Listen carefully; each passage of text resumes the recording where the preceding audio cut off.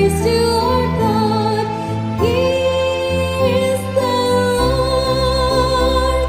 Sa ngalan ng Ama, ng Anak at ng Espiritu Santo, Amen. sumainyo ang Panginoon. At sumayo rin. Mga kapatid, minin natin sa ating buhay, masyado natin binibigyan ng pansin ang panlabas na anyo. Gusto natin ng magandang bahay, magarang sasakyan. Gusto natin magmukhang maganda, gwapo at maporma.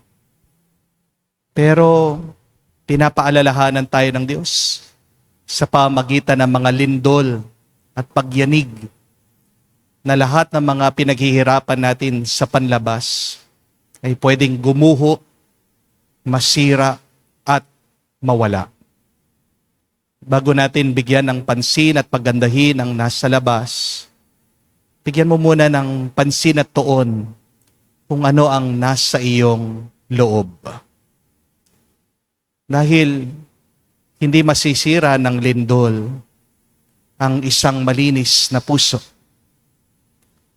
Ang mabuti at maayos na loob ay nakikita ng Diyos at pinagpapala niya. Kaya naman sa banal na misang ito, bumalik tayo sa Diyos. Hingin natin na linisin niya ang ating mga puso para matanggap natin muli ang kanyang kapayapaan. Sa mga napakaraming beses na hindi ang Diyos ang ating inasam, kundi ang pera, kayamanan, ari-arian, kapangyarihan, kasikatan. Mga kapatid, magpakumbaba tayo muli. Humingi tayo ng awa sa Diyos para makita tayo minsan pa maging karapat-dapat makatanggap sa mga banal na misteryo. Inaamin ko Sa makapangyarihang Diyos at sa inyo mga kapatid, na lubha akong nagkasala sa isip, sa salita, sa gawa at sa aking pagkukulang. Kaya isinasam ko sa mahal na Birheng Maria, sa lahat ng mga anghel at mga banal, at sa inyo mga kapatid, na ako'y ipanalangin sa Panginoong ating Diyos. kaawaan tayo ng makapangyarihang Diyos, patawarin tayo sa ating mga kasalanan, at patnubayan tayo sa buhay na walang hanggan. Amen. Panginoon, kaawaan mo kami. Panginoon, kaawaan mo kami. Kristo, kaawaan mo kami. Kristo, kaawaan mo kami. Panginoon, kaawaan mo kami. Panginoon, kaawaan mo kami. Manalangin tayo. Ama naming makapangyarihan, ang iyo nawang kagandang loob ay manguna at sumabaybay sa aming pamumuhay ngayon at araw-araw, upang kami taguyod sa paninindigang gumawa ng kabutihan. Sa pamagitan ni Jesucristo kasama ng Espiritu Santo, magpa sa walang hanggan. Amen.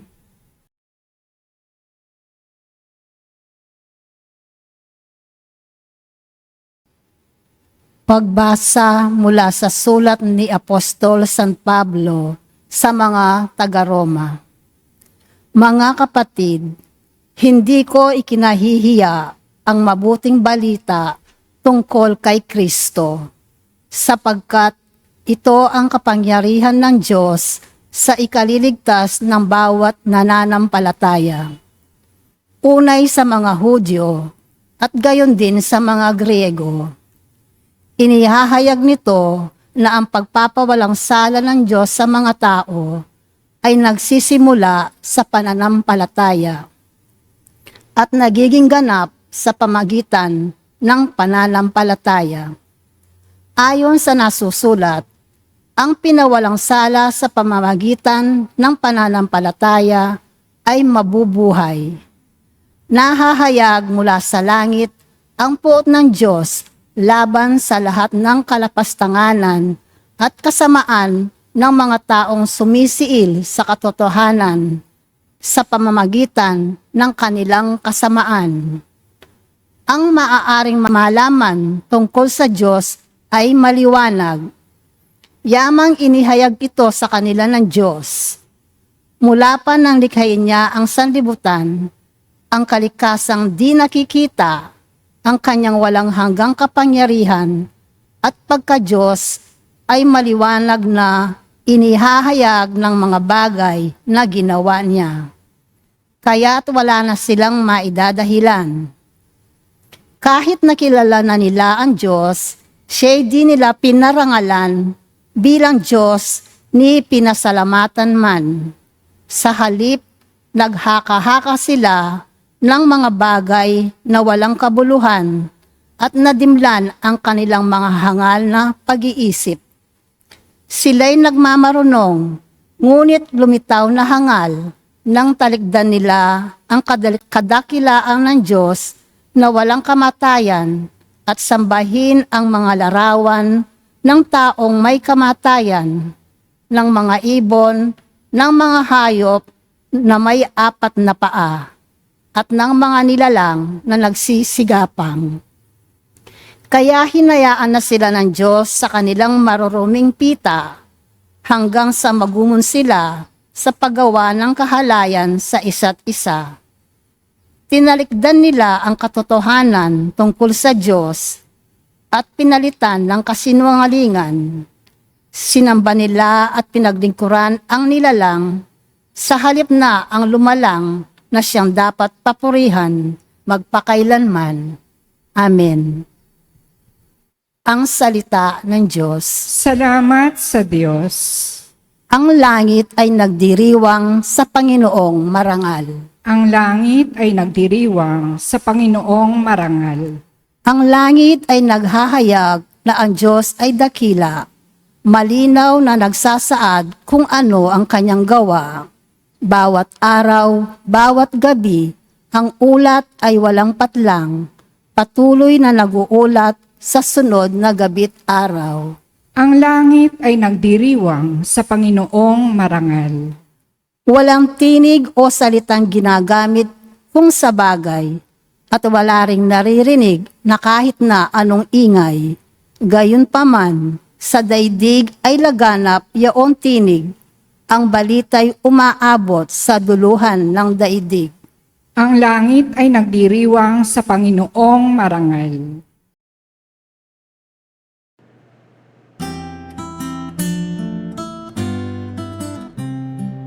Alleluia, alleluia, alleluia,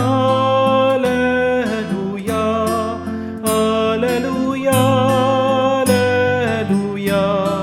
alleluia, alleluia, alleluia, alleluia, alleluia, alleluia.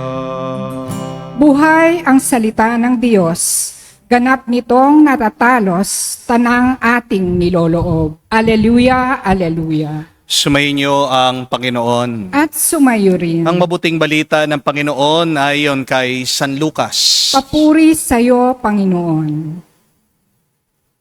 Nung panong yun, pagkatapos magsalita ni Jesus, siya'y inanyayahan ng isang pariseo upang kumain. Kaya't pumunta siya sa bahay nito. Pagdulog sa hapag, nagtaka ang pariseo nang makita niyang kumakain si Jesus na hindi munang naghugas ng kamay. Sinabi sa kanya ng Panginoon, "Kayong mga pariseo, hinuhugasan ninyo ang labas ng tasa at ng pinggan. Ngunit ang loob ninyo'y punong-puno ng kasakiman at kasamaan. Mga hangal, hindi ba't ang may likha ng labas ang siya ring may likha ng loob? Ngunit ipamahagi muna ninyo sa mga dukha ang mga laman ng mga sisidlan at magiging malinis ang lahat ng bagay para sa inyo."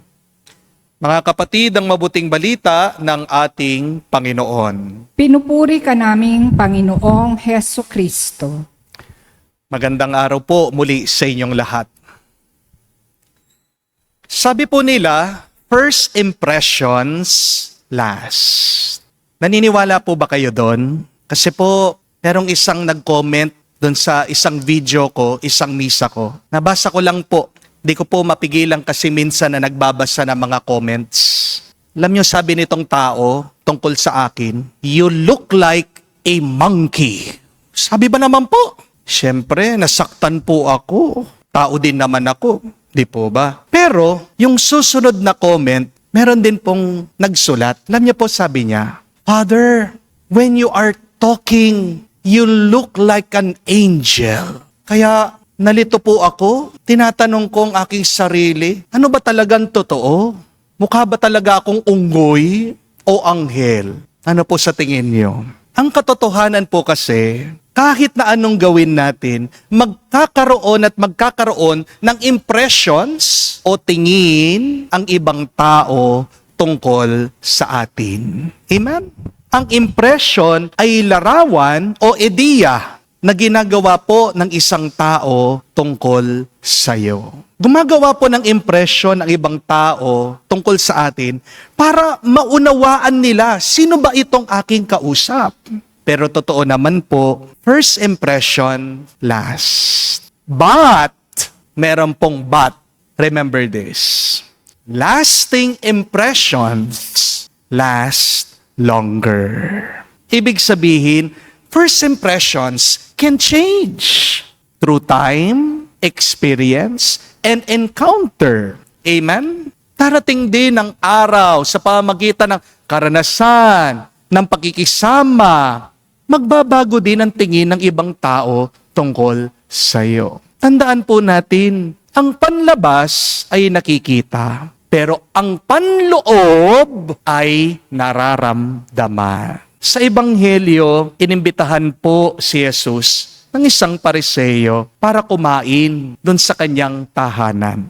Nagulat daw po yung Pariseo. Bakit? Dahil kumain daw ang ating Panginoong Hesukristo na hindi naguhugas ng kanyang kamay. Ang concern po ng Pariseo dito, hindi naman po tungkol lang sa health. Pero ang concern po niya, yung ritual. May sinusundan po kasi silang tradisyon. Pero tingnan nyo na po, ang Panginoon, hinusgahan din sa panlabas niyang anyo, sa panlabas niyang kilos.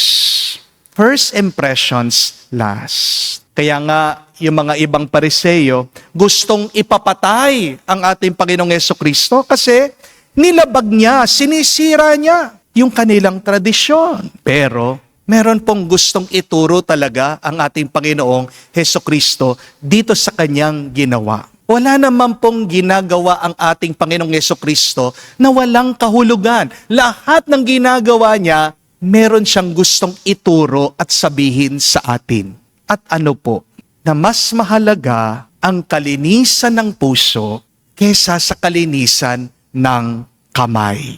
Ang mga Pariseo, laging maganda ang first impressions nila sa ibang tao. Malinis sila, ganda ng kanilang mga suot, banal ang kanilang mga itsura, kompleto ang kanilang mga ritual. Pero sabi ni Jesus, nililinis nyo ang labas ng inyong mga tasa, ng inyong mga inumin, ng inyong mga plato. Pero sa loob, puno ng kasakiman, ng kasamaan. Kaya nga ang tanong ng Panginoong Hesukristo sa atin, gusto nyo bang maging maganda ang tingin ng ibang tao sa inyo? O gusto niyo bang maging maganda ang tingin ng Diyos sa puso mo? Who do you want to impress?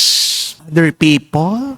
Or should we really first impress our loving God? Amen? Ang tunay na impression po ay hindi panlabas lang, kung hindi kung ano ang kalagayan ng ating mga puso. Amen? Pwede kang maging maganda sa unang tingin, pero ang tunay na lasting impression ay kung gaano kabuti ang iyong kalooban. Hindi naman po masama na mag-ayos ng itsura. Mabuti din naman na magpakitang tao, di po ba? Pero mas mahalaga kung sino ka talaga sa likod ng kamera. Mas mahalaga kung ano talaga yung tunay mong ugali paglabas mo sa simbahan. Mas mahalaga ay kung ano yung ginagawa mo kapag walang nakabantay at nakatingin sa'yo. Di po ba? Tandaan, ang first impression ay tungkol sa itsura. Pero ang lasting impressions ay tungkol sa kabutihan ng iyong puso.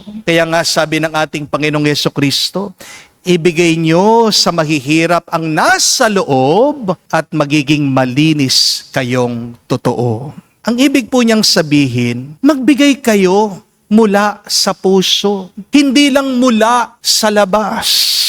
Pwede ka kasing magbigay na walang pagmamahal, di po ba? Pero kapag tunay kang nagmamahal, hindi mo mapipigilan na magbigay ka, na magbahagi ka, na magsakripisyo ka. Kasi ang buhay, hindi lang naman po tungkol sa unang pagkikita. Tungkol ang buhay sa huling alaala. Maaaring ang unang beses maalala ng mga tao kung gaano ka kaganda, gaano ka kagaling. Pero ang huling beses na matatatak sa isip at puso nila ay kung gaano ka kabuti, kung gaano ka kabait. Kapag ikaw ay lumisan na dito sa mundo, kapatid, hindi naman maalala ng ibang tao yung mga naging suot mo. Di po ba? Ang maalala nila ay kung ano ang naramdaman nila nung kasama kanila. Hindi naman maalala ng ibang tao kung ano yung cellphone na gamit mo eh. Pero ang maalala ng ibang tao ay kung ano yung mga sinabi mo nung kaharap mo sila. Hindi rin naman maalala ng iba kung ano yung itsura, anong klase ang iyong sapatos. Ang maaalala ng iba ay yung mga panahon na bumisita ka sa kanila noong nahihirapan sila. Hindi rin maalala ng ibang tao yung mga pinopost mong bakasyon, pero ang hindi makakalimutan ng ibang tao ay yung iyong bukasyon. Ganito rin po kay Jesus. Ang mga tao ay namangha, oo, sa mga milagro niya. Pero ano talagang tumatak sa isip, sa alaala, sa puso ng mga tao? Yung kanyang sakripisyo sa krus. Ang lasting impression ng ating Panginoong Jesucristo ay yung kanyang walang hanggang pagmamahal sa atin.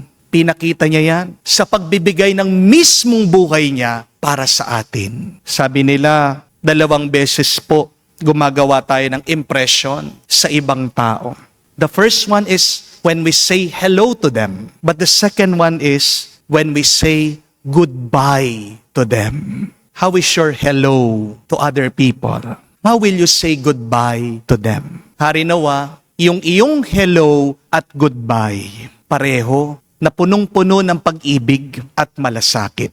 Amen? Madali lang naman pong baguhin yung ating panlabas na anyo, lalong-lalo na kapag meron kang pera. Di po ba? Madali lang magparetoke ng ilong. Patangos mo yan. Madali na rin po ngayon. Paayos nyo yung mga kilay nyo. Ipatato nyo yan. Madali din naman po na magpa-makeup. Pagandahin mong yung sarili. Madali din po pumunta kayo sa mga mall, sa mga tindahan.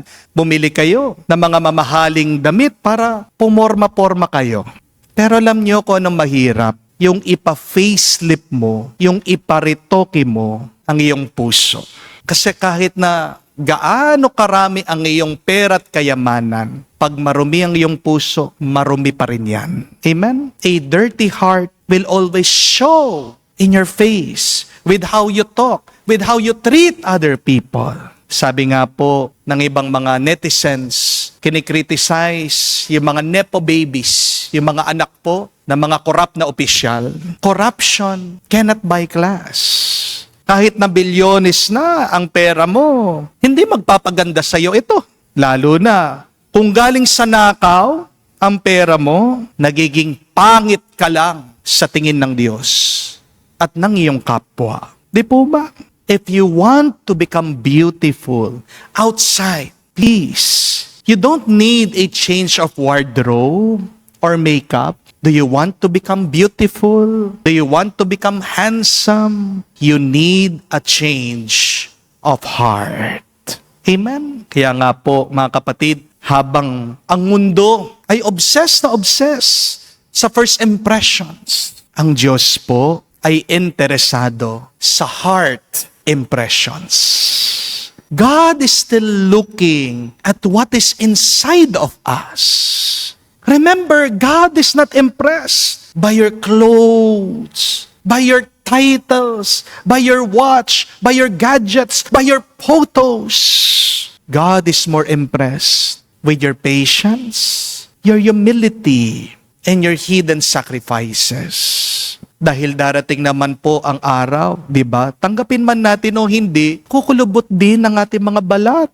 Manghihina ang iyong mga pangangatawan. Pero ang isang mabuting puso, kailanman, hindi po tatanda at mawawala yan. People may laugh at you now with how you look. But remember, heaven smiles at how you love.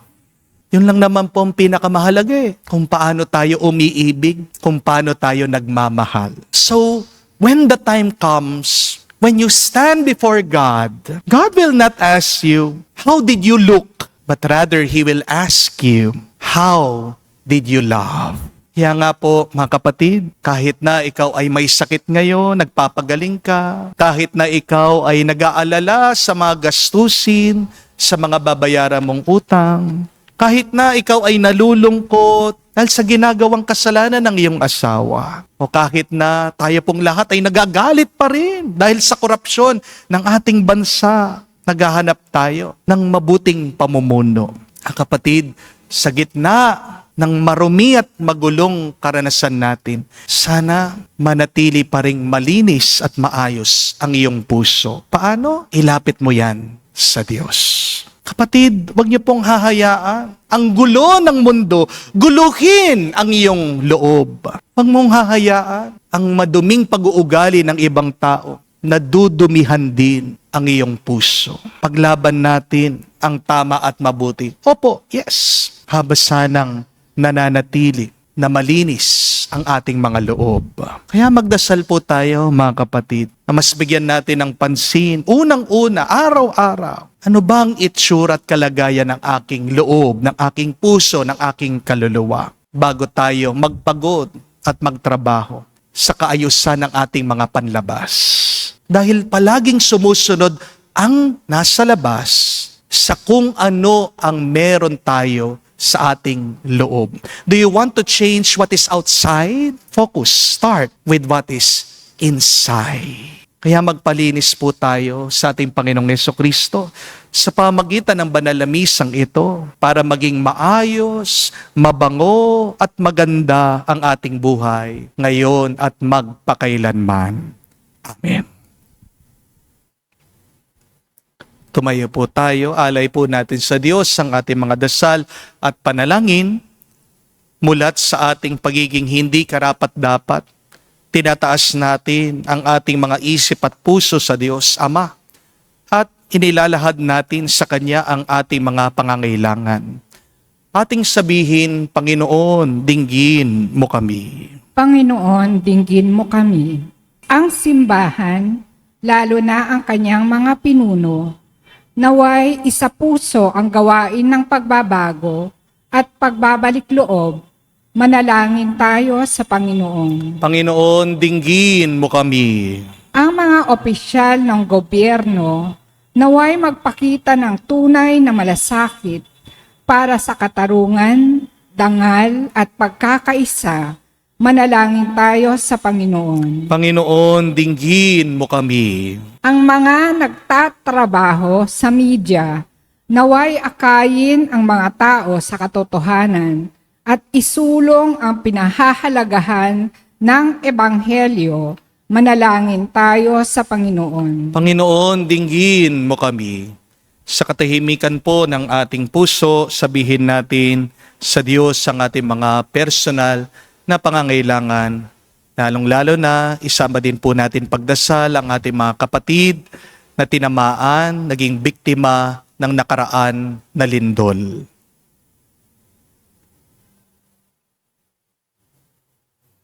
Ama naming Diyos, tulungan mo kaming ibigin at paglingkuran ka sa espiritu at katotohanan sa pamagitan ni Kristo ang aming daan. Hinihiling namin ito sa pamagitan ni Kristo, aming Panginoon. Amen.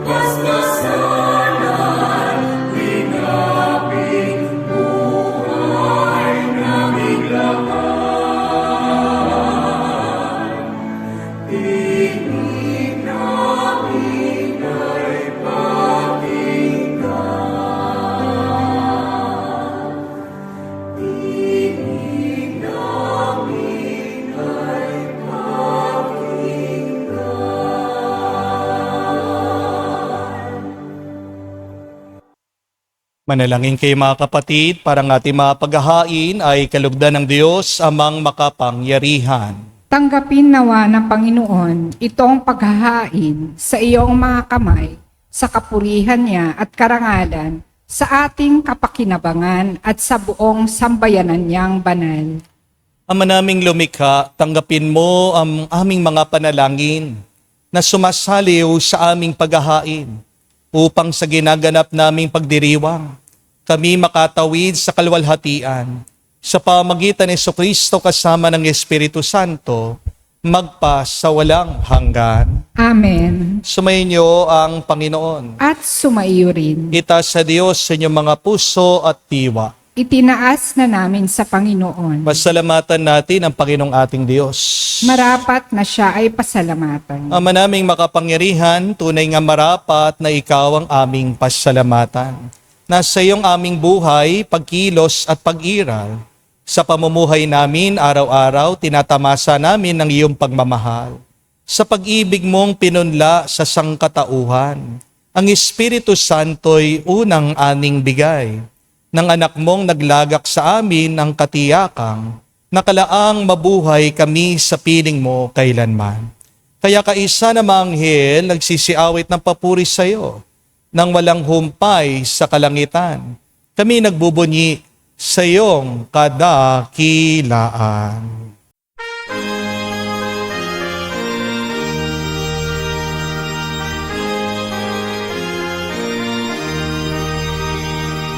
Santo, Santo, Santo, Panginoong Diyos ng mga hukbo. Napupuno ang langit at lupa ng kadakilaan mo. Hosana sa kaitasan, pinagpalang na Panginoon sa ngalan ng Panginoon. Hosana sa kaitasan, Hosana sa kaitasan. Ama naming banal, ikaw ang bukalan tanang kabanalan. Kaya't sa pamagitan ng iyong Espiritu, gawin mong banal ang mga kaloob na ito, upang para sa amin, maging katawan at dugo ng aming Panginoong Hesukristo. Bago niya pinagtiis ang kusang loob na maging handog, hinawakan niyang tinapay, pinasalamatan kanya. Pinaghati-hati niya iyon, inabot sa kanya malagad at sinabi, tanggapin ninyong lahat ito at kanin. Ito ang aking katawan na ihahandog para sa inyo.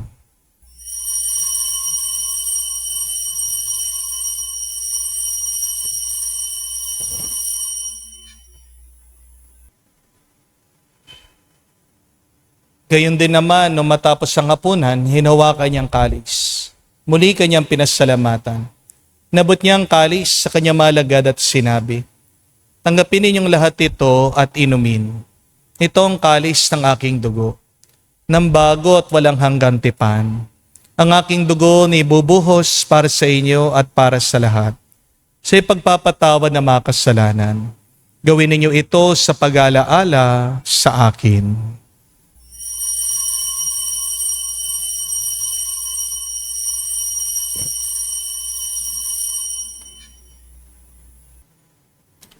Ang misteryo ng pananampalataya.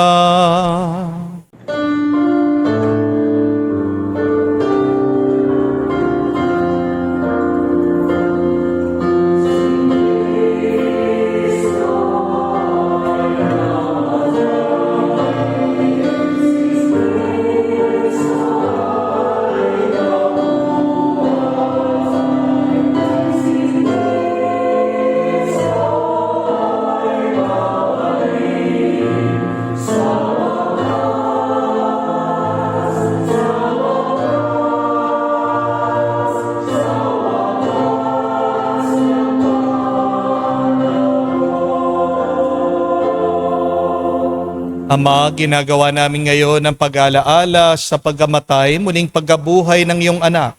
Kaya tinialay namin sa iyong tinapay nagbibigay buhay at ang kalis na nagkakalob ng kaligtasan. Kami nagpapasalamat dahil kami iyong minarapat na tumayo sa harap mo para maglingkod sa iyo.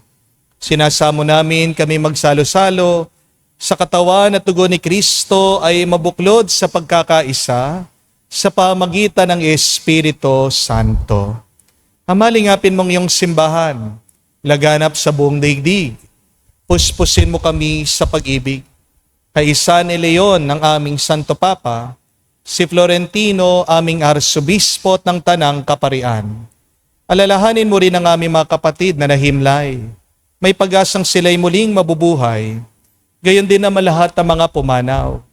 Kawan mo sila't patuloyin sa iyong kaliwanagan. Kawan mo at pagindapatin kaming lahat na makasalo sa iyong buhay na walang wakas. Kaisa na mahal na Birhen Maria, Ina ng Diyos. Kaisa ni San Jose, ang kanyang malwalhating esposo. Kaisa na mga apostol, lahat ng mga banal, na namuhay dito sa daigdig, nakalugod-lugod sa iyo. Ipagdiwang nawa namin ang pagpupuri sa kararangal mo sa pamagitan ng iyong anak, aming Panginoong Heso Kristo. Sa pamamagitan ni Kristo, kasama niya at sa Kanya, ang lahat ng parangal at papuri ay sa iyo, Diyos Ama, makapangyarihan, kasama ng Espiritu Santo, magpasawalang hanggan. Amen, amen, amen. Sa nakagaling na utos sa turo ni Jesus sa Panginoon natin at Diyos, ipahayag natin ang lakas loob.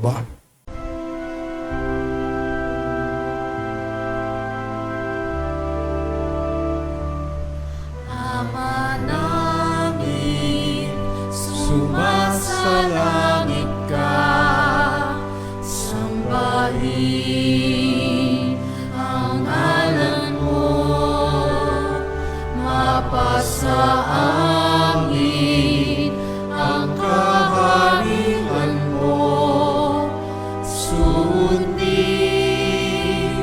ang loob mo dito sa lupa para nang sa langit. Bigyan mo kami ngayon ng aming kakanin sa araw-araw at patawarin mo kami sa aming mga sala para ng pagpapatawad namin sa nagkakasala sa amin. At huwag mo kaming ipahintulot sa tukso, at iadya mo kami sa lahat ng masama. Hinihiling namin kami iadya sa lahat na masama, pagkalooban ng kapayapaan araw-araw, iligtas sa kasalanan, ilayo sa lahat ng kapahamakan, samantalang aming pinanabikan ang dakilang araw ng pagpapahayag ng tagapagligtas naming si Heso Kristo. Sapagkat iyo ang kaharian at ang kapangyarihan at ang kapurihan magpakailanman. Amen. Panginoong Heso Kristo, sinabi mo sa mga apostol, kapayapaan ang iniwang ko sa inyo. Ang aking kapayapaan binibigay ko sa inyo.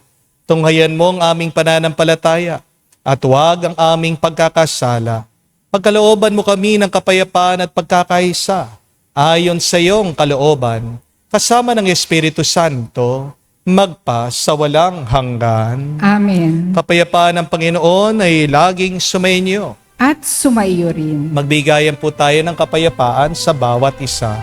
Peace with you po. Kapayapaan po sa inyong lahat.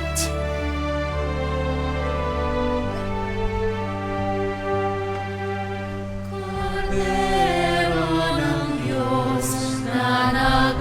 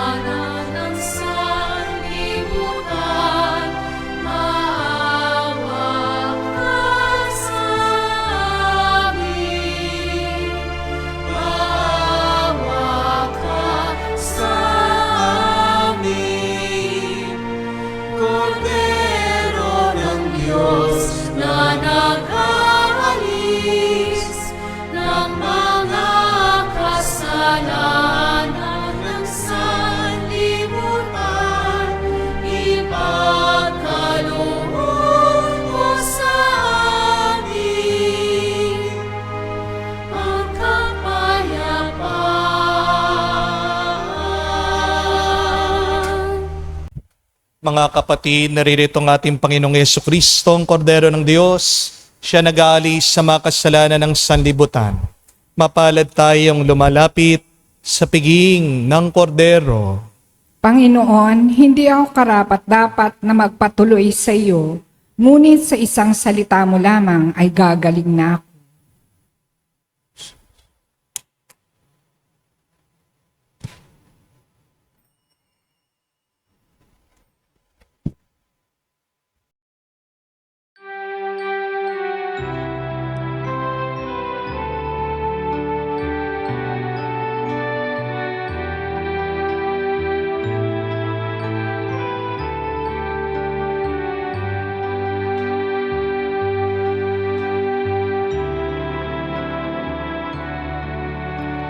Alam mong pagkatao ko,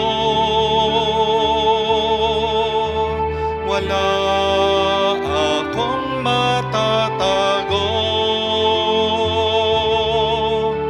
Alam mong aking isipan,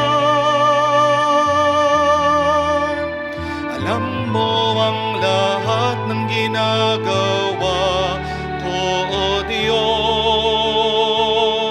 Gabayan mo ko, Diyos, sa buhay na ito. Ilapit mo ako sa pagmamahal mo. Dalhin mo ko, Panginoon, sa kalangitan. Buhay kasama mo.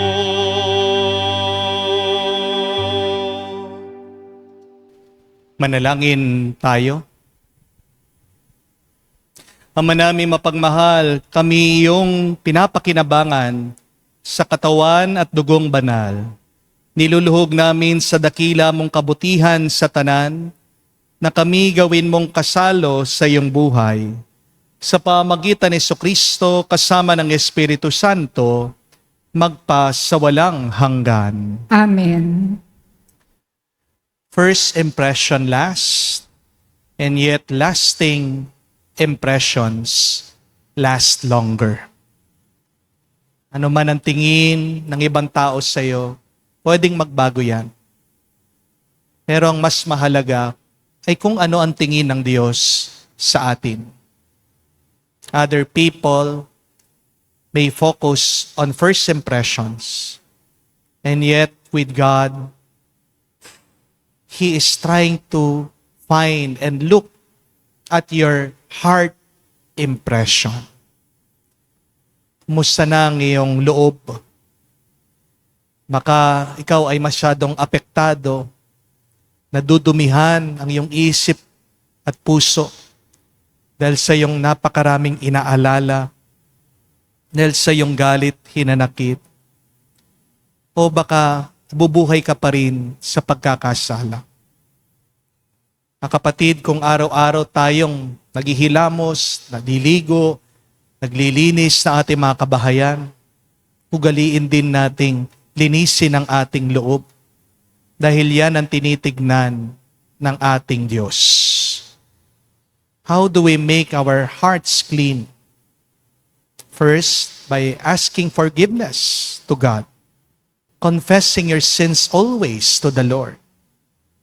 But secondly, by listening to the Word of God. Dahil ang liwanag, ang buhay, ang gabay natin ay ang salita ng Diyos. But third, by helping out, giving. At naway pag ikaw ay nagbibigay, galing sa puso, naway ito'y galing sa iyong pagmamahal. Kahit na tayo nahihirapan, pwede ka magbigay. Kahit na ikaw ay dumadaan sa napakabigat na pagsubok, pwede ka magbahagi. Hindi lang naman po pera ang pwede nating ibahagi. You can give through praying for others. So maraming salamat po sa mga nagbibigay, nagdodonate. Ibibigay po natin yan, ibabahagi natin sa mga biktima ng lindol. But please say a little prayer for other people. Do not forget to pray for others as you pray for your own intentions. Because what you give, God will also give it back to you 100-fold. So, dalawang paraan para makapagbigay sa pananalangin at pagtulong, pagkawang gawa. Okay, mga kapatid, sa inyong pagdarasal at sa inyong malasakit sa iba, makapagpaganda pa ng inyong puso at yan sana maging daan para kayo'y punuin pa ng mas maraming pagpapala at grasya ng Diyos. Sumainyo ang Panginoon. At sumayo rin. At kayo basbasan ng Diyos, makapangyarihan sa lahat. Sa ngalan ng Ama, ng Anak, ng Espiritu Santo, Amen. ang ating misa'y natapos na. Humayo kayo sa kapayapaan ni Kristo. Salamat sa Diyos.